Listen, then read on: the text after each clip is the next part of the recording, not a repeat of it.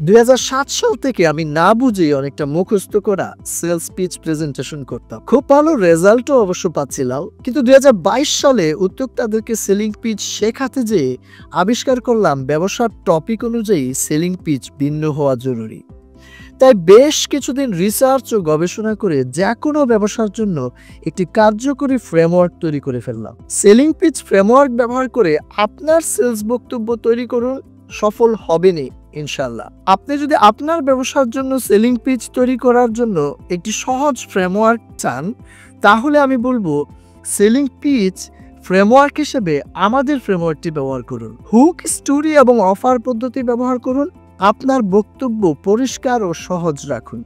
সহজ ফ্রেমওয়ার্ক পেতে mastering selling pitch কোর্সে জয়েন করুন। সহজ ফ্রেমওয়ার্ক আপনাকে সফল হতে সহযোগিতা করবে। এখনই শেখা শুরু করুন।